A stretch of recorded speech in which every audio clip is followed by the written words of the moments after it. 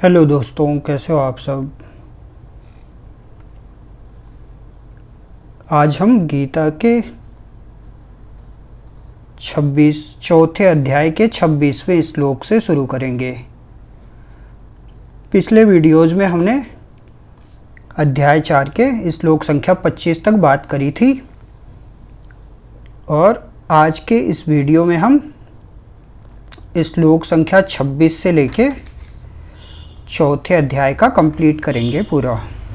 42 श्लोक हैं तो 42 श्लोक तक करेंगे आज। तो चौथे अध्याय जो कि ज्ञान कर्म संन्यास योग है, इसमें 26वें अध्याय में बात करते हैं कि इसमें भगवान श्री कृष्ण कहते हैं 26वें अध्याय में कि श्रोत्रादीनीन्द्रियाण्यन्ये संयमाग्निशुजुह्वति शब्दादीन् विषयान् अन्य इंद्रियाग्निशुजुह्वति। इसका मतलब है कि अन्य योगी जन श्रोत्र आदि समस्त इंद्रियों को संयम रूप अग्नियों में हवन करते हैं और दूसरे योगी लोग शब्दादि समस्त विषयों को इंद्रिय रूप अग्नियों में हवन किया करते हैं। क्या है?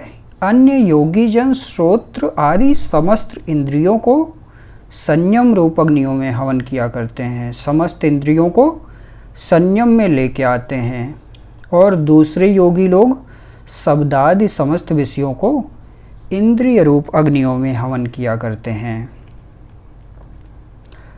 अगला श्लोक 27वां श्लोक, सर्वाणि इंद्रिय कर्माणि प्राण कर्माणि चापरे आत्मसंयम योगाग्नौ जुह्वति ज्ञान दीपिते।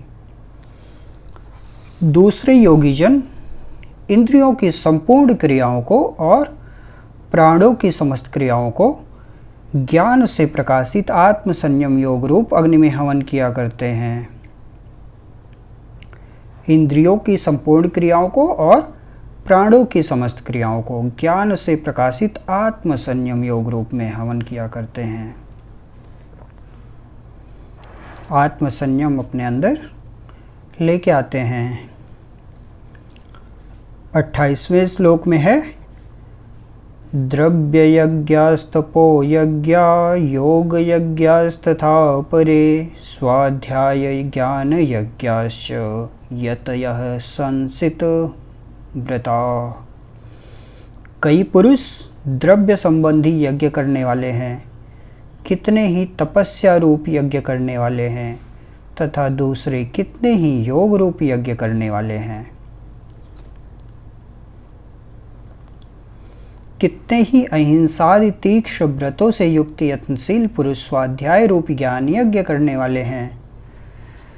तो देखो कितने विविध तरह के लोग हैं और विविध तरह से अपनी पूजा यानी यज्ञ को किया करते हैं। जैसे कई पुरुष द्रव्य संबंधी यज्ञ करते हैं, है ना, कितने तपस्या रूप यज्ञ करते हैं, तपस्या करते हैं, वो भी एक तरह का यज्ञ हो गया।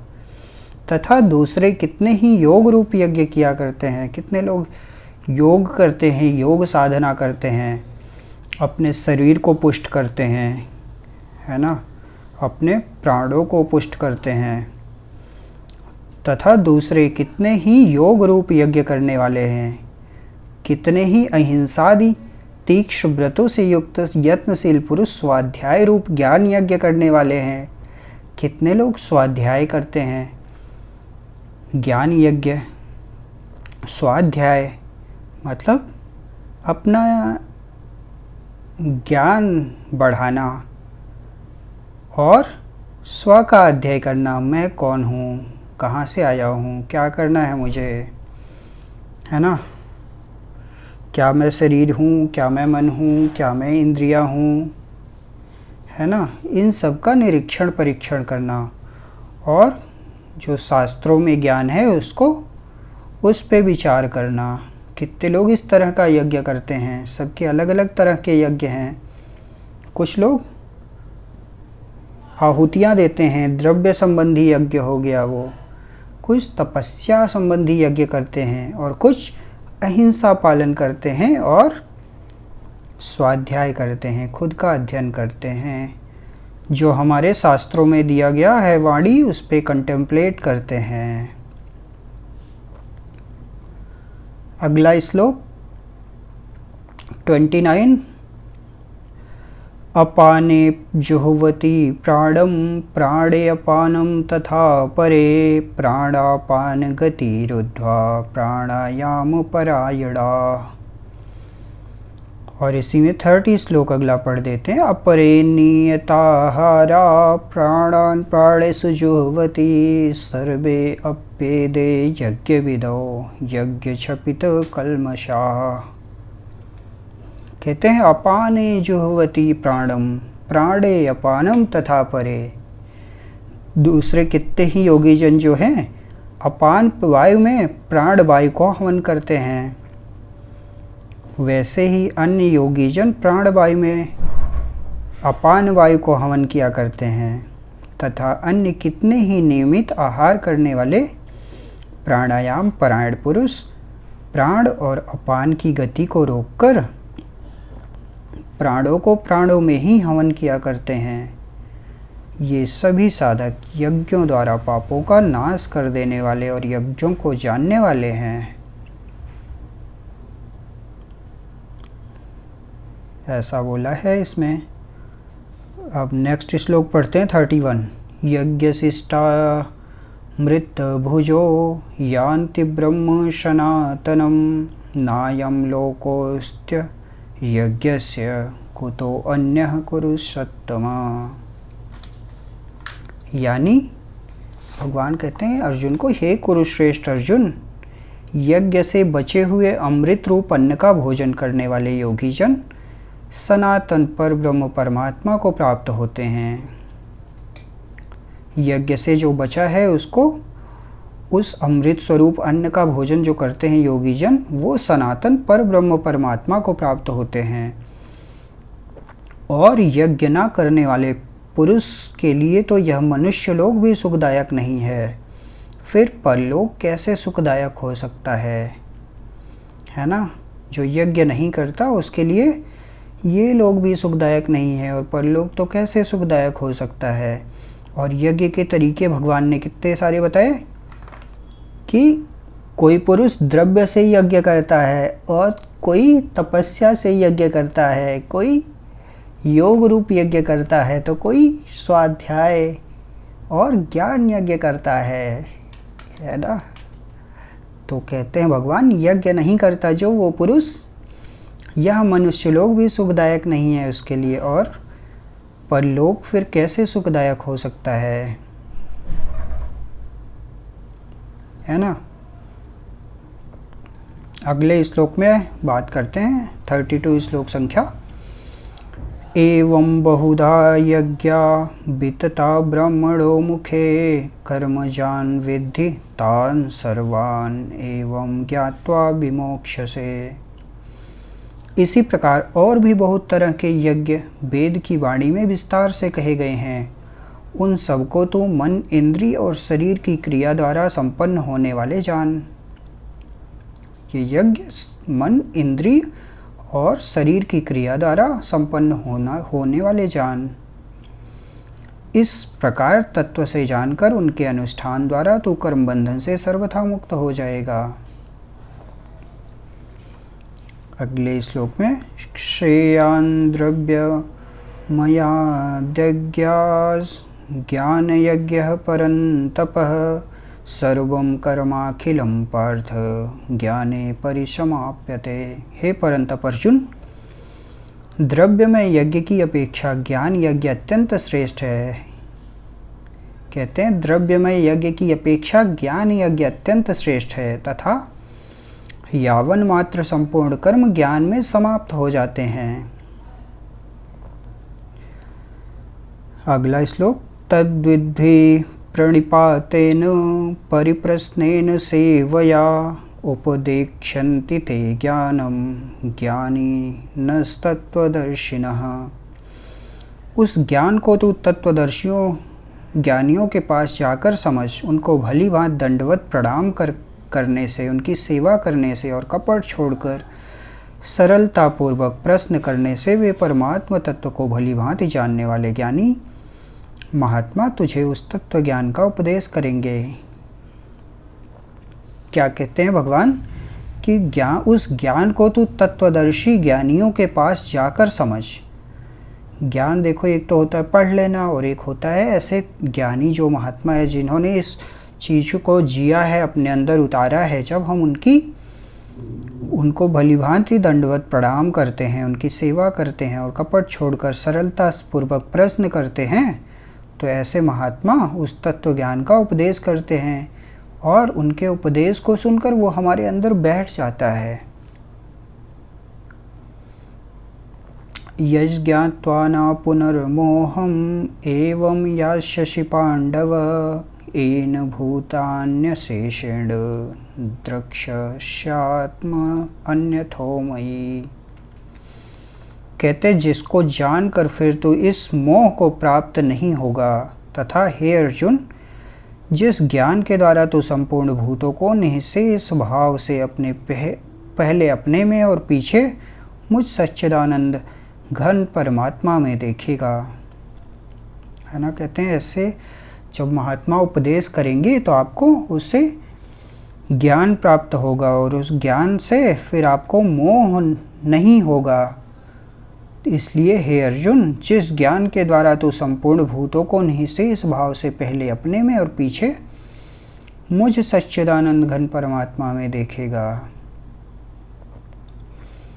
अगले श्लोक में कहते हैं अपि चेदपि पापेभ्यः सर्वेभ्यः पापकृत्तमः सर्वं ज्ञानलं वेनैव वृजिनं संतरिष्यसि।